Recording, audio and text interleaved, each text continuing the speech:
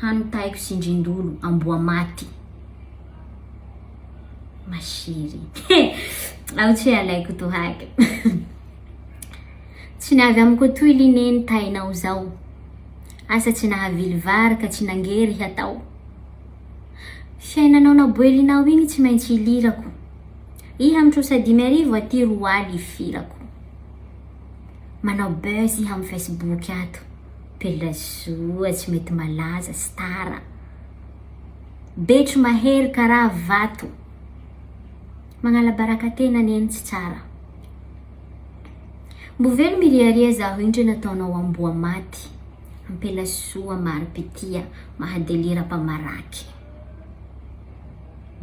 Mahatseriky lifa ty aminao ao tsy misy lelahy tama. Miaraky roa vola farany ela roa tao. Tsy misy mipetraky fa miala raha. Nazy Range Rover 2007 mbony vili occasion. Navita tragno vato rano tam 2007 tsy vita finition.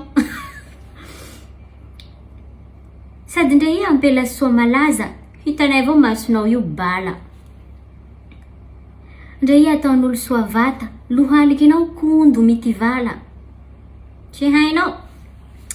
Zaho présidente ny association Jalousie Lalipaka. Fandratia fitsikoa fahaizam-bava zay filamatsinay ao amin'ny fikambana. Somary metsara velatsy mba azahoany information tokony ilay.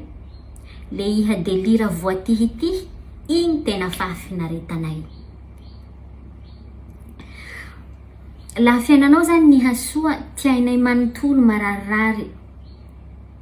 Fe atao akory moa le raha faharety voajanahary. Tsy ampelasoa tsy Range Rover tsy mavily ata joke 90.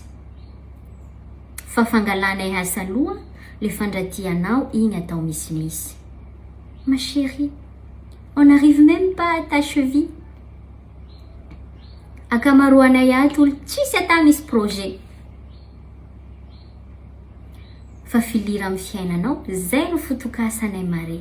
Ka ndre iha hagnompa tsy mampiova ino.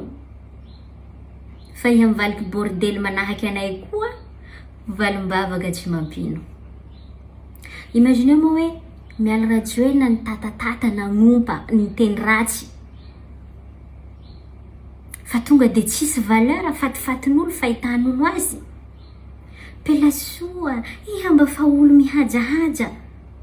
Zahay koroko toy koa fa mbo hanagnanao asa. Ataovy zay mampety fiainanao mampivoatsy anao tanjonanao tsatsaro. Fa zahay fa voahozy hagnenjiko toy fa mbo asianao alaharo.